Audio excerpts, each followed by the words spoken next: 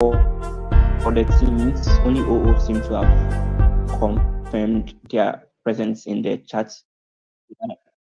Could other teams do that while Clement introduces himself?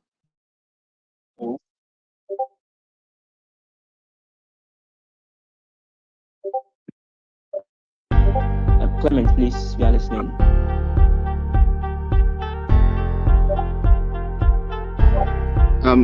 Hello everyone, my name is Clement Oji Jiao Jiao, and I'm a panelist for this round, and I'd like to wish all teams the black. Thank you. Thank you, Clement. Still for you to confirm if you are here. Okay, sure, that's fine. So with that clear, I would just like to make some few comments going into the round. First of all, we would recommend that for people that are here to observe the final, please do not engage in any form of chats in the channels. So either the text channel that comes with the debate room or the alternate one that has been created in the text room. Avoid any. Similarly, please mute yourself throughout the debate. It's just so that you're able to properly listen and engage in the round.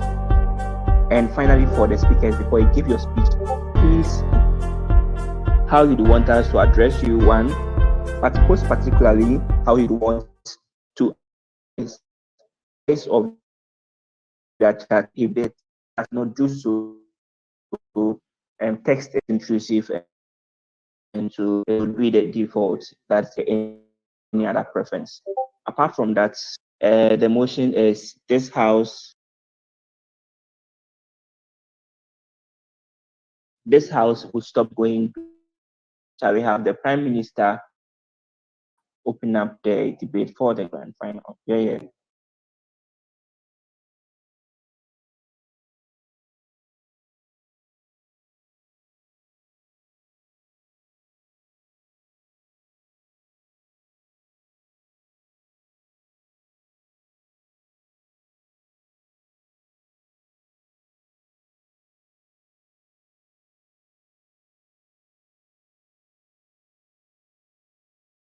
Yes, Speaker, you are audible. I don't know if it's been confirmed if this is being recorded or not. Is this being recorded?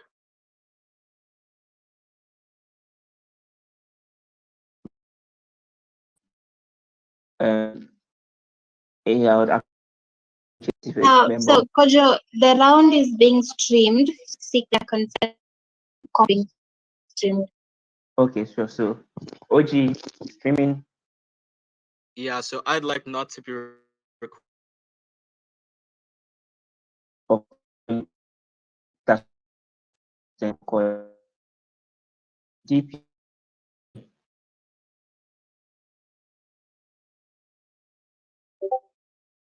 PM.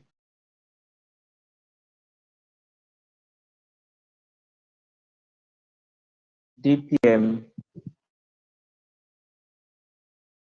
He said same. OG.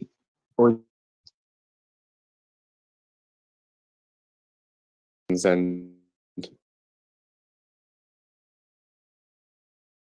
sure. OO. LO. Yeah, I'm cool with being recorded. DLO.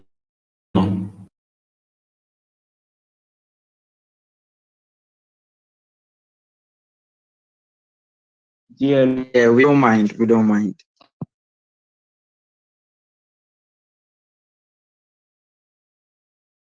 Closing up. Just to be clear, both speakers or and last in CO, whip and opposition. Member of opposition, I consent to be recorded. Whip of opposition, do you consent to be recorded?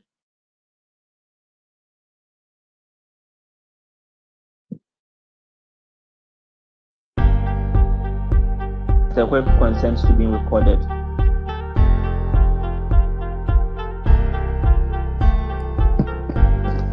Just a minute, please, to confirm from him.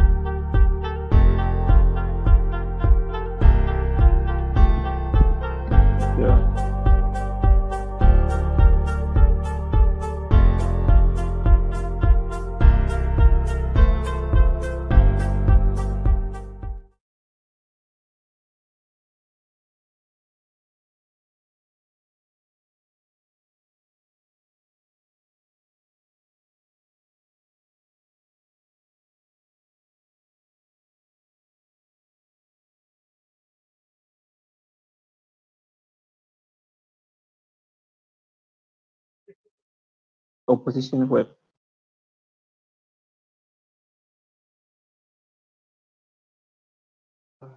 Opposition web.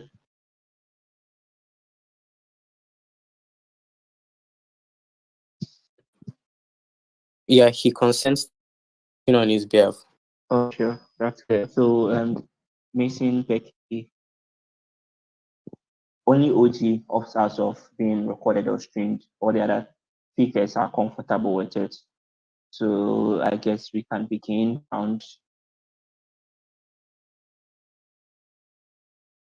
I would, yeah, you're audible. Okay. Can you still hear me? Okay. Yes, we can hear you. The Prime Minister can begin the debate for us. Speakers are encouraged to time themselves as well as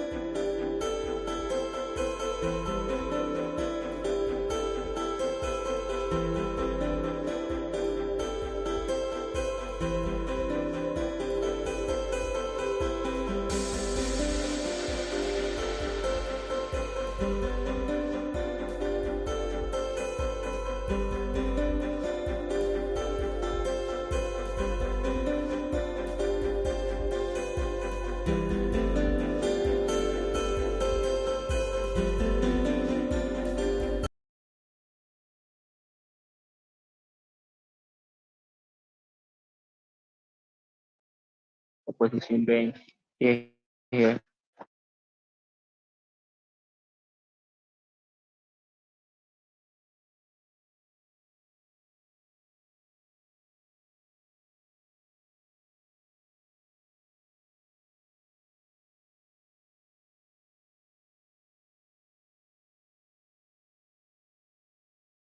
Hello, am I audible? Leader of yes, you're audible.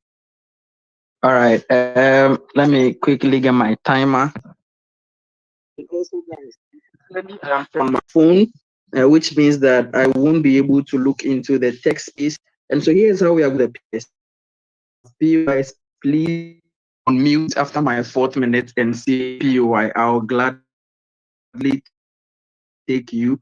But if I'm unable to take your POI, I promise I will do so. But just use, I'm very, very generous for that.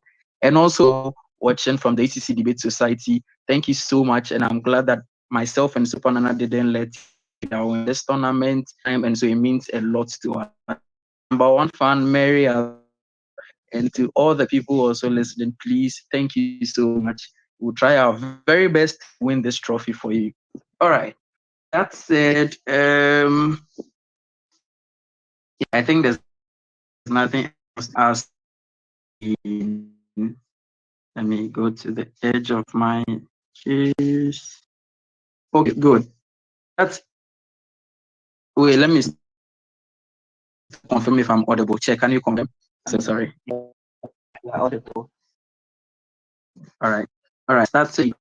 You see, the point of such points in time is to allow us to create a better version of the universe. And that's exactly what opening government tells you, right? That's why begin to analyze science. It's broadly into two perspectives. So we have natural science and we have applied science. But the relationship, however, is the field of applied science, right? But here's the thing. There's a social burden on us to determine the path of the utilization of whatever information we get on science. And that's exactly what this motion asks us to do. So the debate is pretty simple. Out of all the plenty that you get in the hypothesis, or all of those things in the info slide, the point is that in that hypothesis, it says that we are going to die regardless, because all of our green energy efforts would ultimately not be able to save us. Maybe probably because we've already reached the tipping point, or we are growing too fast, or maybe because we are just doomed to fail. But government says especially that since we are doomed to fail, let's just enjoy life in the now as opposed to wasting money on resources and green energy. Now, panel, let me explain something attentively. Here's why everything that yes sounds intuitively sensible, and we agree it sounds sensible because first of all, a lot of money goes into going green. Second, a lot of state and international infrastructure as well as policies go into green energy. But a lot of states have also diverted monies that could be used to save people in the now to secure some good future when we go green. So yeah, of course, it might sound intuitively sensible to pay attention to this, but here's the debate. Listen to the structural analysis. I've made this. OG doesn't tell you. It's the context of the debate.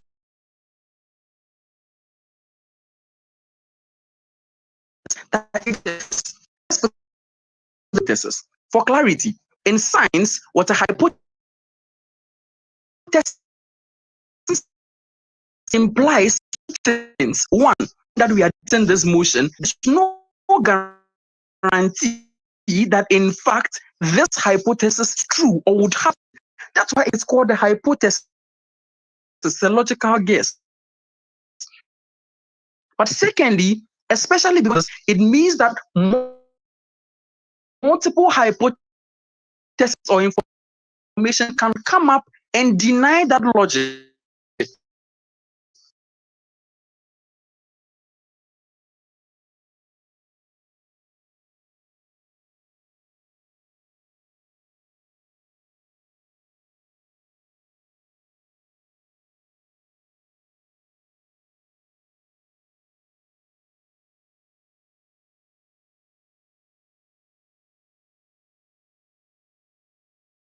That's a hypothesis. In fact, we used to believe that even today, people believe it. But in fact, it's not true because scientific evidence has now shown that living things can only emanate from pre-existing living things. It and co cannot be true. What this ultimately means with all of these examples simply points that one, hypotheses are prone to lack of reliability and prone to errors, unwise to build an entire global decision like green on a simple hypothesis. That's something OG doesn't argue, and that's why they cannot even go close to the trophy in today's debate. But here's the second context. Regardless of the context of this motion, here's why it is wrong to assume that going green is too futuristic, because you get argumentation from opening government that assumes that, well, going green is simply a futuristic gain. Let's focus on benefits. Let's explain. On a global level, it is true, we agree that state funds and infrastructure are huge capital and it is pumped into going green. But on the truth of going green, it is reliant on everyday activities. Example, Africa, people using firewood,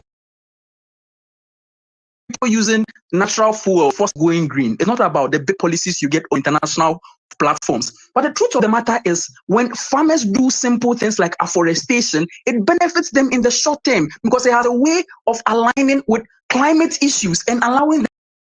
If they don't do it, they face the drought. These are all short-term consequences that affect people. It tells you that the concept of going green overemphasized as probably a futuristic thing, and we think that it is only futuristic, and so we cannot rely on the now. It's not true. Here's the third context, which also makes us win the debate. The question is, why do we have a moral obligation to? It's uncertain. And that's to argue that panel, even if you believe everything from the government's bench, closing government will try to also undermine the probability of a hypothesis, because I don't know why, it's simple science and definition, but maybe we'll try to. Let's assume they are right. Even if it's uncertain, or even if it's certain, why should we still respect an obligation to the future? Here's the thing. The future in relation to the present is that the future is uncertain. That's why we say the future is a mystery. Humans are such that our goal is to ultimately see the, and that's why in our natural makeup, we constantly strive to create societies that are sustainable. Every facet of societies value sustainability. It tells you that in our innate nature of ourselves, anything that is improbably unrealistic, or let me say something we can't really put our hands to, we find a moral obligation to ensure that should it happen, it benefits us in the most positive ways. That means that assuming, let's say even it's a 50-50 or a 70-30, that the world actually doesn't go bad, The question is, what do we do, especially if we're on the side of history that assumes that the world would have collapsed? I'm in protected time now. I'm so sorry.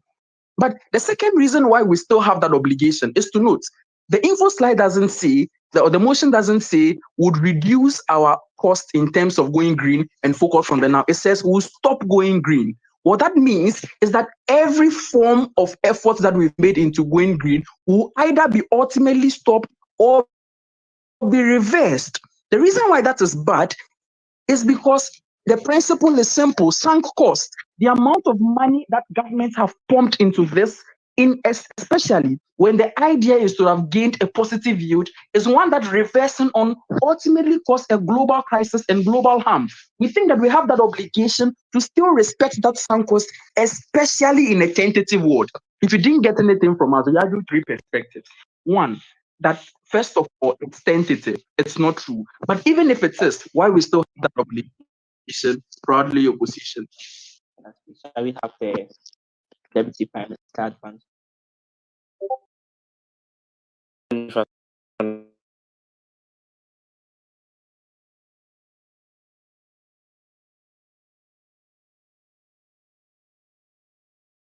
Hello, Chair.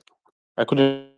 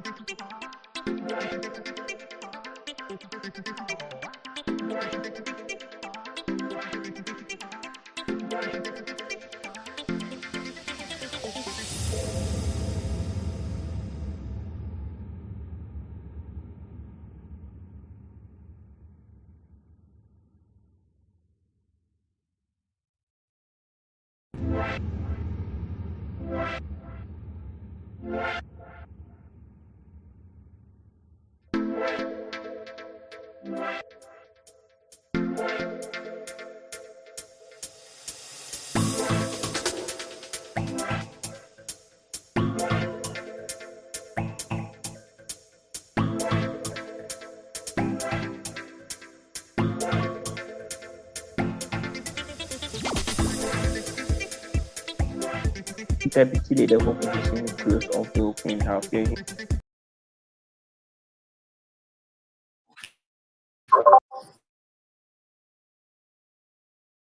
Yeah. Okay.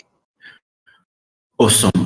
PO is in the chat, and let me check the participants. Okay.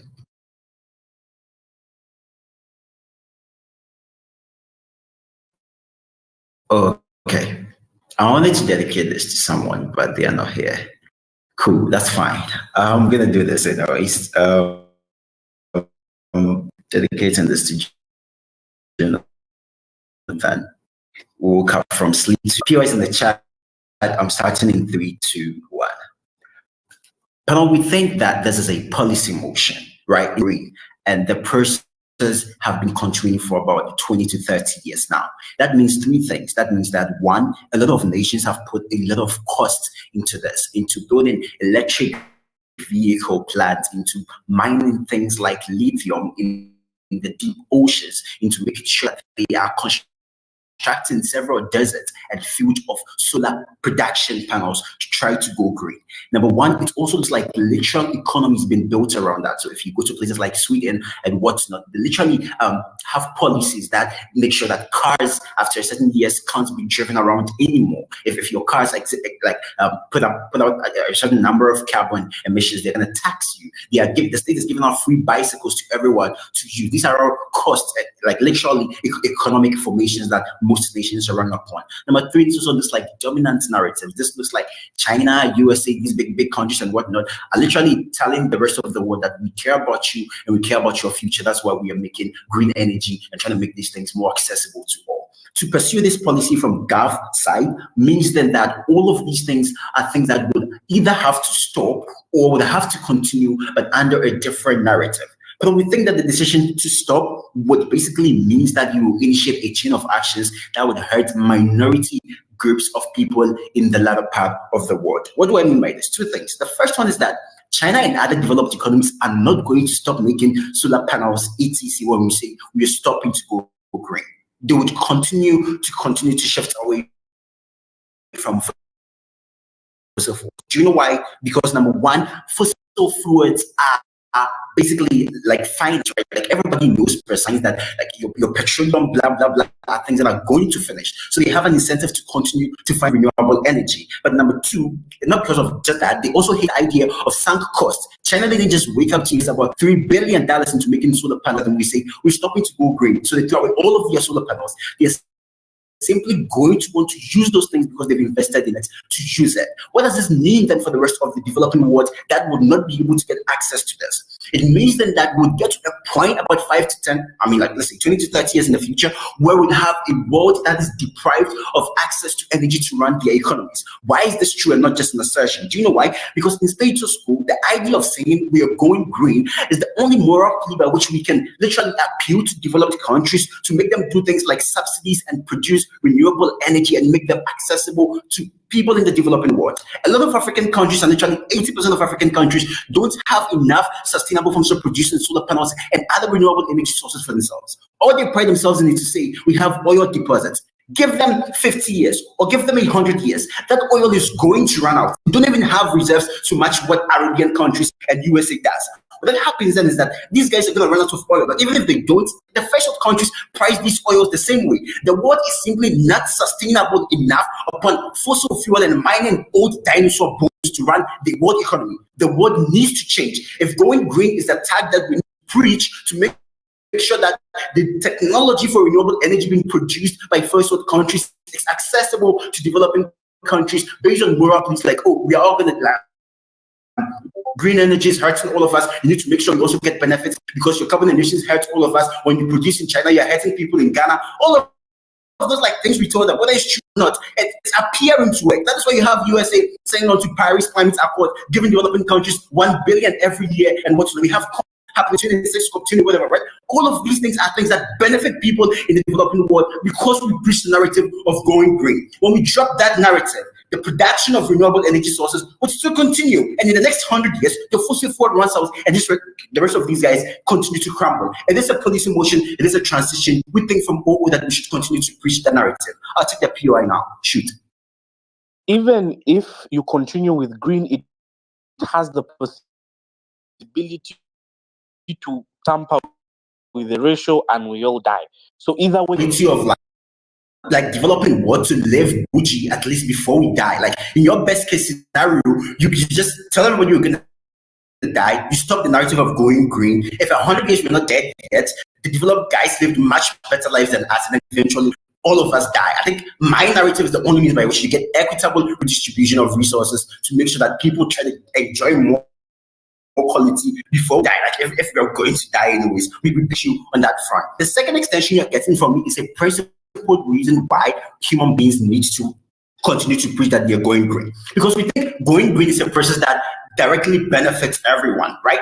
We think the effects of climate change is killing people faster than waiting for the magic ratio to fall out of balance, and Thanos will come and say he's snapping his fingers to kill everybody. Do you know why? Because literally extremely heat temperatures are killing newborn babies in India day in and day out. Droughts and famine is happening all across the world. When it rains a little bit, places are flooding. Like earthquakes are happening too much. I don't know, man. Like there are shit that's happening. We all know as the effect of climate change. So whether you believe the end goal would be to save us or not, the effects are in the now. And if you care about the now, you might want to continue to save us in the now. The third extension is to talk about the principle, right?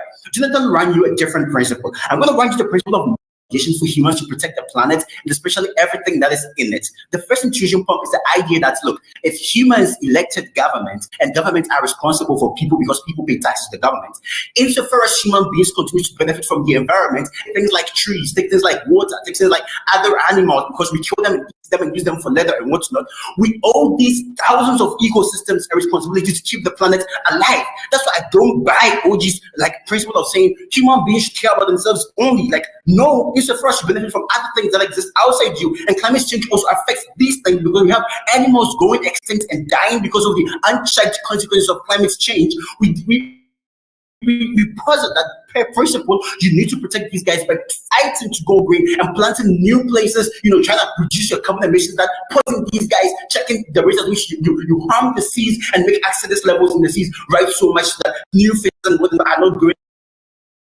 dying. You need to keep all of those things. The second principle is basically the idea that, look, human beings enjoy the highest level of autonomy on this planet. That means that we need to make sure that autonomy does some kind of good to the planet. To wipe out OG, right? They say we do not sacrifice anything in pursuit of green once we stop this action. How they fail to mechanize to you how life will be better on their side. I think it would literally be worse when the consequences of climate change continues to happen and we can see it, but like now you don't want to go.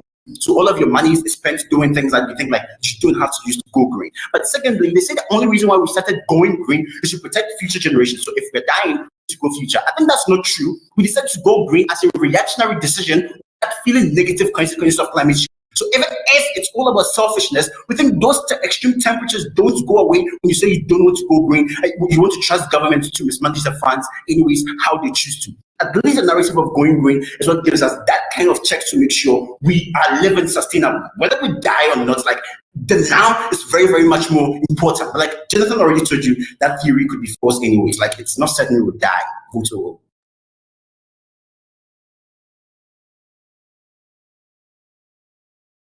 Thank you very much, Speaker, for that speech. Shall we have the member of government begin the closing half chat?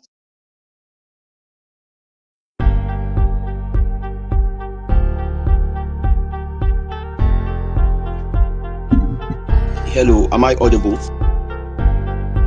Yes, Speaker, yeah. No problem.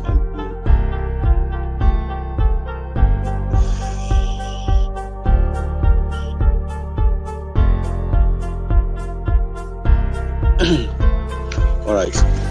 So I'm going to be taking POIs in text space. If you have a POI, just unmute your mic. I'm sorry, don't unmute your mic. Do not unmute your mic for any reason.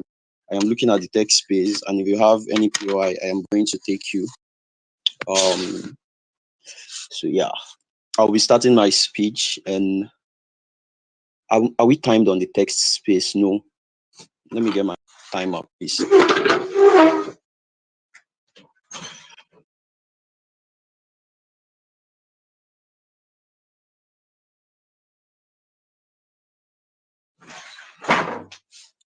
All right, so I'll be starting my speech in 3, 2, 1.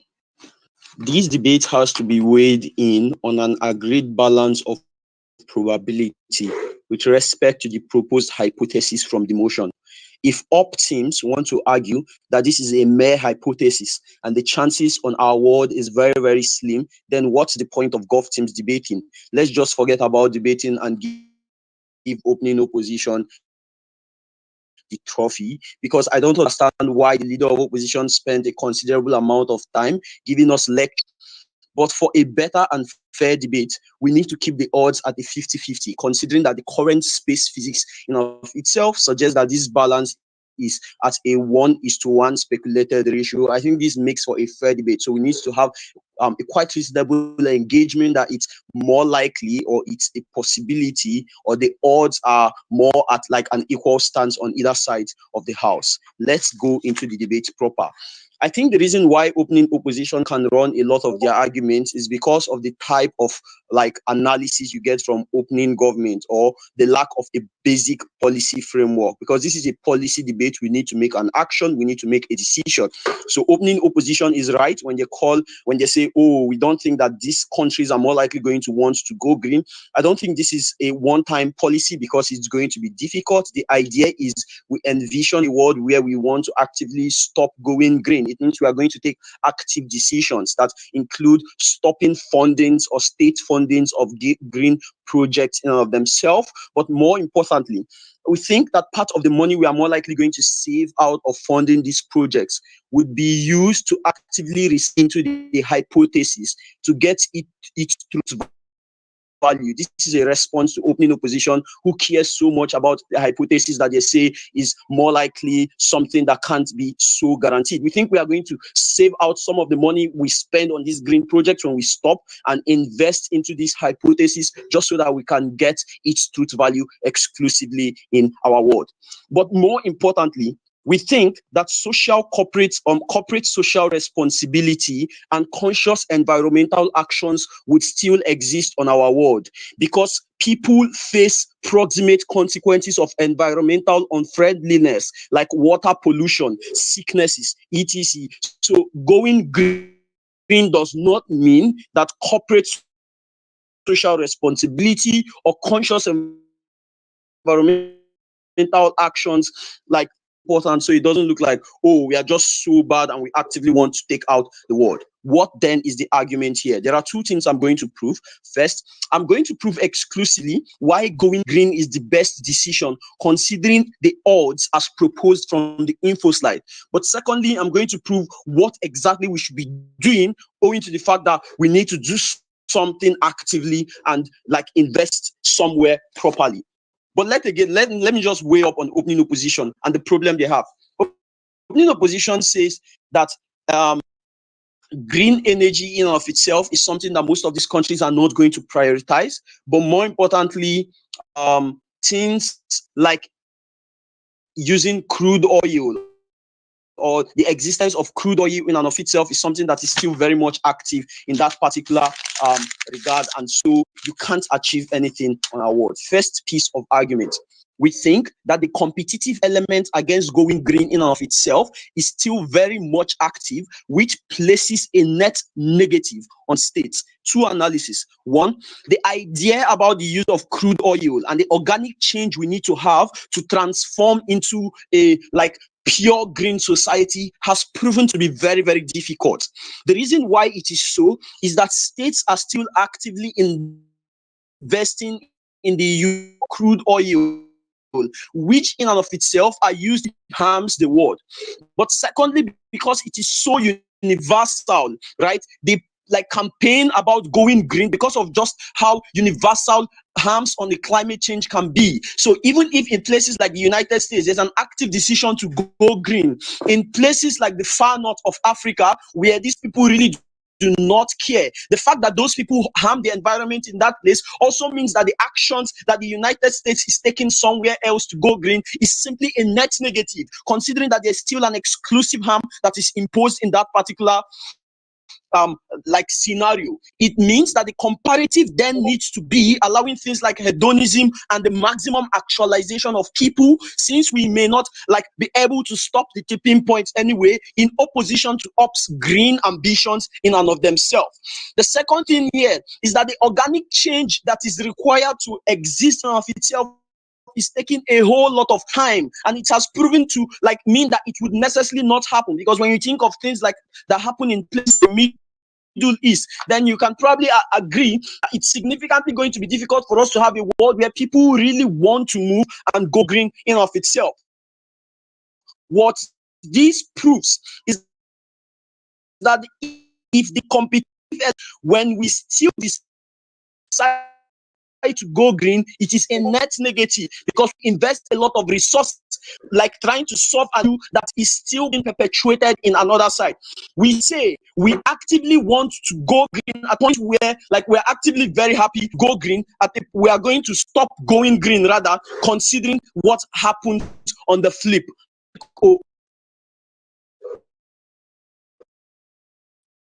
Your word is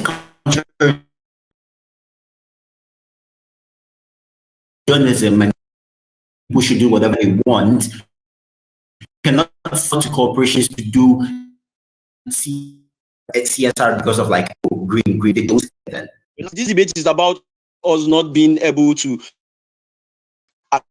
achieve what exactly it is you want to achieve. Then need why we intend to achieve that, right? And why it's very, very important. But more importantly, we think that the point, because ignorance of the expected results happening. Secondly, it may as well go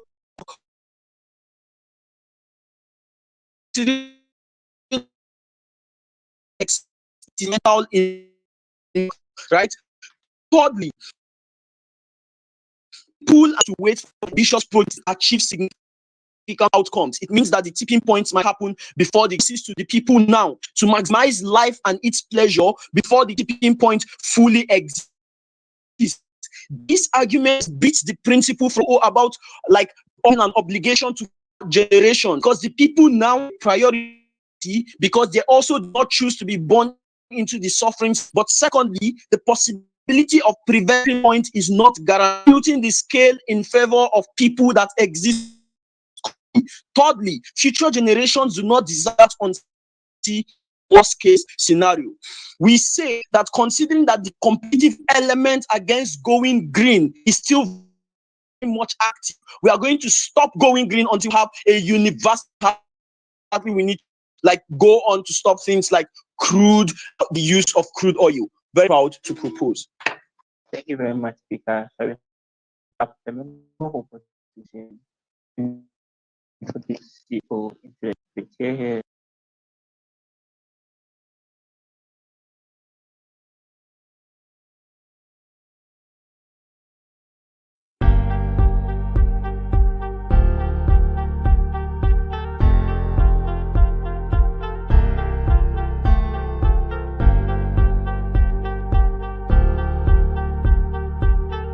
Yes, Speaker, yeah.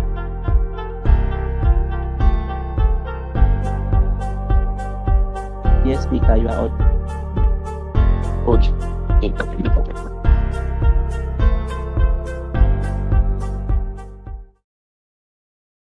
So just give me a set my time.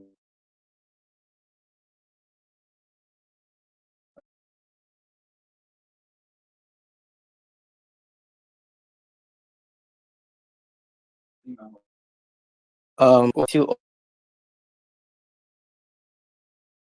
audible.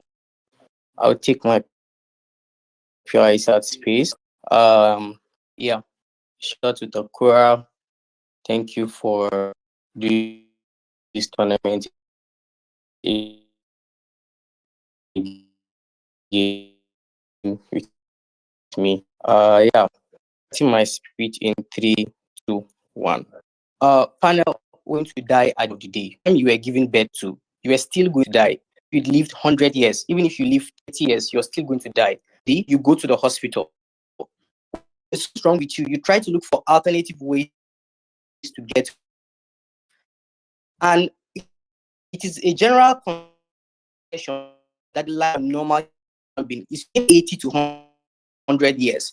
Which means that you know that you're still going to die, you still take proactive actions regardless. The problem with OG's case is that no fear has been put in this info slide. What that means is that we can live 100 years, 300 years, 500 years, which means that their whole argument of the fact that the world is going to come and we should live a reckless life is one that is particularly bad. I'll go to what we have from closing opposition. Some things that not being touched with. The idea to go green is not just about the environment. The idea to go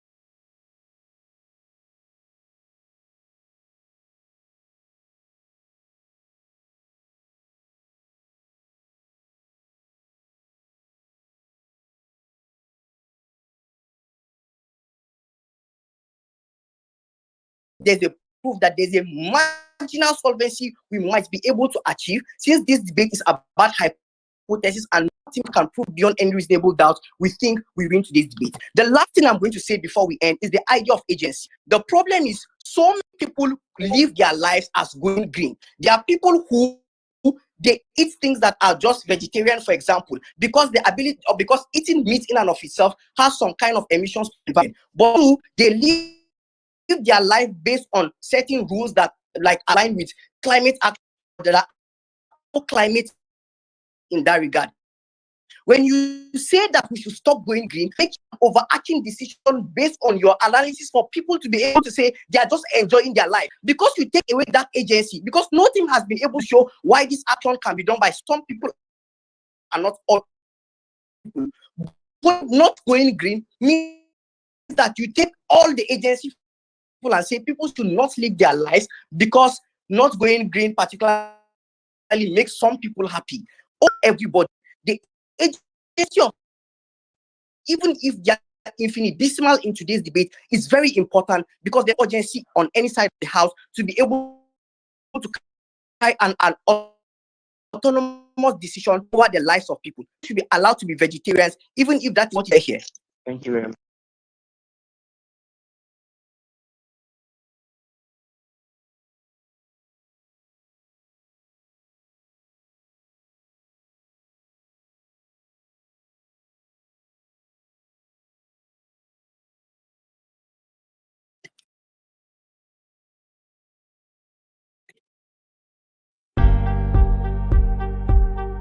Right. Yeah. So set my timer. All right. So I'm starting in 3, 2, and 1. I believe if there was a physicist right now, the person would have given us a simple principle in physics to say to every action there's an equal and opposite reaction. The issue here is that I think for a problem that would escalate, like, in donkey years, started taking very serious and proactive actions. We think also that for a problem that's going to cause an immediate, issue, we think it's then also important for the world to take an immediate action just to curb that blast up immediately. We think that is, I think I have a thought experiment, and I really need to go through like this imagination, right? Let's imagine one is caught up in the top here, and like probably there's no space for escape. And within that particular place, you have a weak wildcat coming to that place. Even as you're still preserving your strength, to be able to escape from that tomb, you still have to leave that particular one and use the strength you've gathered to basically fight that wildcat within that particular regard. This is exactly what's happening in this motion right now. What we are doing is that we're trying to live or focus on things like the environmental, the climate change, stuff like that, and basically focus on what's on ground right now. This is exactly what the motion is telling us. We are basically stopping, the whole climate change. We are basically stopping to go green or all the whole climate change issues because we basically want to stop. We don't want to stop an issue that's on ground right now. That's exactly what the motion is. And I think the basic and that experience gives us, a space for two different comparative things. One, the wildcats. Secondly, the tomb which we are covering to. The issue then with both opposition sides is that they are less comparative of this part of stuff. They basically gives us the reason why we need to stop climate change issues and all global emission, but they don't give us reasons why we need to basically stop the possible effects of of this collapse that's going to happen in the world at a point where going green still affects the world at the end of the day. That's very bad of them. I think we need to punish them for that. This is very comparative. Even if it's a policy debate, there needs to be some comparatives as to how you weigh the two worlds at the end of the day. How is our own side the most comparative team, and how does Maxwell win the debates? Maxwell clearly tells you within his speech that his speech is very simple, that we can't be going green when crude oil itself is still actively in use within status quo, and there's no certainty of it going to be on use very soon. This is the most comparative case because it basically touches the options, saying that at the end of the day, this crude oil is basically in use at the end of the day. So there's no total means of even going green or that. Green, stable. I don't know on our side. Instead of going green, whereby we know they're not going to solve any issue, we rather use those resources into this hypothesis and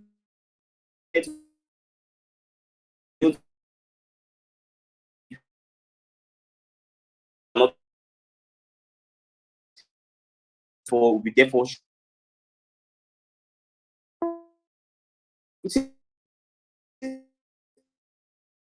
hypothesis, but is the only place where they get the funds from the government to be able to fund particular stuff. The best place is by at the point where the government wants to basically stop this going green and put those funds in the hypothesis. This are basically talking about at the end of the day. So at the end of the day, what if these scientists the incentive to want to further this pastor? Because no, the scientists keep on these researches for the sake of humanity. At the point where we choose not to take these actions, well, and the research is very, very, very key. It then means that it limits the work that the scientists put in place, limiting the incentive them to want to continue researching on this particular stuff. If you don't give them the incentive for them to continue researching on this particular stuff, this is therefore then they're going to be the in charge. I'll take it. We prefer a world whereby even if you are going to take years than the world where death right in the front of our face just like that. We're to oppose that. Yes, still is derivative when they argue continue of that. I told you that, but your counterfactual of hedonism means that first of all, you prioritize leisures have obligation to share technology with you. After they deplete your crude oil, you will be left. You need to preach. Yeah, I know they can comfort, but you see the thing here. Mascot is not just about it. Mascot is something here. In his context, he said we are still going to basically allow things like corporate social responsibilities and conscious environmental actions. So even if our basic act of not going green is coming from the policies that are going to be for the Paris Accord and all those kind of stuff. So those actions are where the going green are basically going to stop. We think that persons can still have the environmental discussion and their own corporate responsibility as how they want to still benefit the economy. But those actions that are very in going green that comes from what was above, they are basically to put a halt on particular stuff so that we're able to channel these resources into making this hypothesis very key and bringing it to the day. What else we get from open opposition that makes at the end of the day? We think that's fine. We want to cater for them, just like my thought is want to cater for how you're going to escape the tomb. But the thing is, for you to be able to cater for them, you have to save yourself. I can't save a fucking baby that I've not given birth to at a point where myself I'm not safe. We think it's primarily important for you to save yourself before you're about saving the future generations and generations. They did not ask you to give them same way we do not ask to be giving birth to for us to suffer the world. So it's this first channel this energy into ourselves and stuff like that. Secondly, even if we want to take the worst case scenario where we say the hypothesis at the end of the day is going to fail, we think it's important for to basically take this action of not going green, because human beings by virtue of reciprocity tend to respond to things immediately. We think that the only place where you begin to respond to things immediately is at the point where you basically want to suggest that particular action and basically save the world at the end of the day. Why do we beat opening governments? It's very, very simple and easy. Opening governments is clearly hinges on the fact that the theory is 90%. On our own side, we're showing that theory is wrong. We are still going to we still think it's justified for us to debate that stuff. But secondly, it's a policy debate. Opening government stops what's it called? On our own case, Maslow clearly tells you that even if you're going to stop going green, you're going to put this particular stuff into the hypothesis and all will be able to benefit us at the end of the day. Clearly, on one side clearly gives you all the benefits of the hypothesis at the end of the day. One, the people that are now we ourselves we are basically a priority. We think we need to save ourselves. But lastly, what open operation rather then tells us is that we are going to upset balance. We think of setting balance is still fine at the point where you are setting up balance for a self-defense. So all your self-setting balance we are from our own word, even if it's a gamble. Once that gamble, just save our lives. I'm very proud to come from. That's fine now. Conclude the debate for us. Here.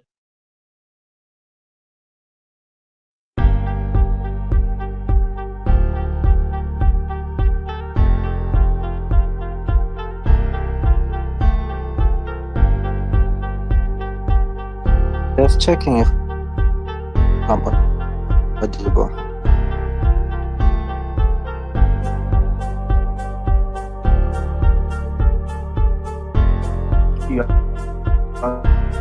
Yo, can you confirm receipt?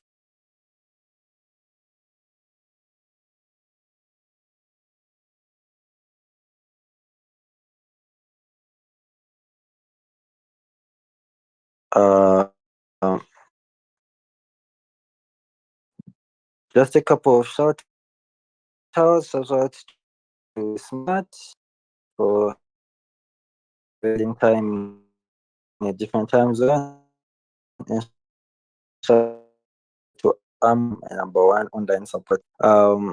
As usual, no Vic, I'll start my speech in 3, 2, 1, go. There's an inherent assumption that yes, but government basically it does not prove why going green is participating the diversion of resources, which are going to show you how symmetrical it is. We think it's green, we think having clean air, and we think exercising or avoiding police or cause generally good. Going green is not suffering. We think going green is something and it allows individuals to suffer resolve. We think the idea of most case is and analyzes. So what do we get in terms of ocean clarity? And I've been asking several few hours, what does category we stop, but that's the info slide said. The world is going to end. We say, what if we are in the consequences now? We are the earth right now in one of those fact situations that it has never been before. So that means we are in the balance. And what is going green doing? Going green is making sure that we don't suffer the actual effects of the imbalance. We have made sure that we could survive. That means we start having immediately a mechanism like floods, like heat waves and others. And we think for you to be able to survive in the imbalance, you need to be able to go green. I think we understand that clearly from our motion. Now, just going on to our cases that people stop calling us derivative. What's the first unique case that you get from us? Understand we told you that climate change has been a unifying factor to fight against the end of the world. The second you impact this policy, the pollution, you're going to basically announce that the world is going to end soon at some particular moment. When you do that, because society will have people start panicking, people start chaotic, and you start having a state of nature where people are archaic. And in that world, there's no more peace. If data is living a good life right now, they're not going to live a good life when people don't respect the social contract, when people just kill each other. We think, oh well, we're going to die either way. We think that it needs to get uniquely for you. Secondly, we tell you the character of how we might be in the imbalance because it doesn't, because it's a hypothesis. It doesn't tell you whether the imbalance will come or we are currently in the imbalance or the imbalance is already us. We tell you that we might be in the imbalance and going green is the only thing that saves us. Two, we tell you that if the imbalance is going to come in the future, going green is one thing that forcing us to de-accelerate the process of it coming. Because we tell you that maybe these are the first signs, maybe the effects of climate change are there to come fast, and you've been fighting that, slowing down the imbalance from coming, and we think we are way better than any other team. Notice we didn't get any of these analysis from any other team. Notice that because this is a hypothesis, we tell you that we don't know what's going to the imbalance. So suddenly doing a global move where every individual is forced to stop going green might be the one thing that causes the imbalance. And if they say the imbalance is such a big thing that people die, we don't want to be doing such irrational measures that might even trigger the imbalance to begin with. We tell you why going green, just staying consistent with where we are right now might be the best thing for us because doing round changes might cause us to die. The last thing, which is very important and which was a winning case, was this whole idea on the, because your policy says everyone should stop going green. No, there are people who only just enjoy going green, people who don't shop with plastics, people who eat healthy, enjoy that stuff. You take away their human agency. You assault dignity by forcing them into some sort of equivalent of slavery, by making sure that those people can exercise their choices. We think your policy is particularly flawed because it does not allow individuals to express themselves and individuals to actualize. We don't think that's particularly okay. We give you 5 new cases that you don't get from OO. We don't get why we are derivative. Now, going on to the clashes, we get this whole idea from OG that they say, you know what, these funds could be used somewhere in terms of like they could use to job create and all that stuff. This is extended by CG when they say we could use it to verify the hypothesis. Why do you think that's particularly a wrong argument to argue from government pens? Because they argue that, you know what, money is being wasted in the going green thing. And the alternative is let's waste money somewhere. So they need to prove why wasting money on going green is particularly a bad thing if they're equally going to waste money in proving hypothesis or in trying to create jobs.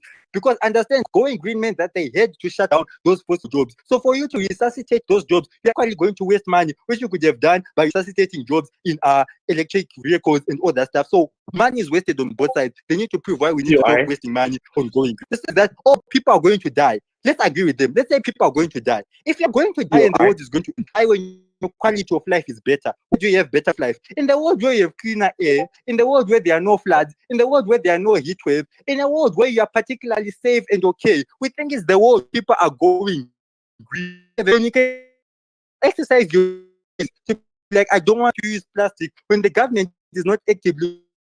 You better have quality of life when you are at peace. When you know that there is no societal havoc is killing each other because the world is not going to die. That acknowledgement that the world is end, then I think if people are going to the end of the day, we just die peace. We just die when the speech of life. We win even if their best case.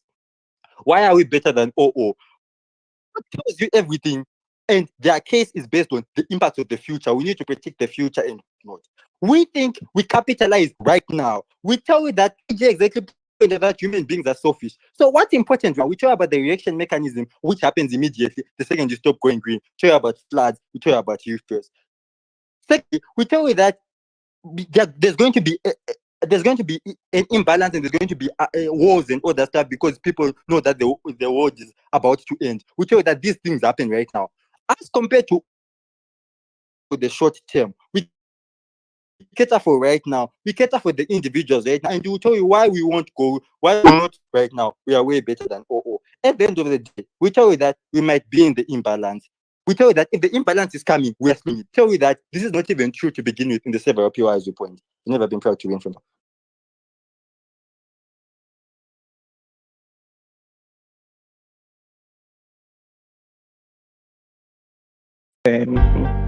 Go into the deliberation, discuss.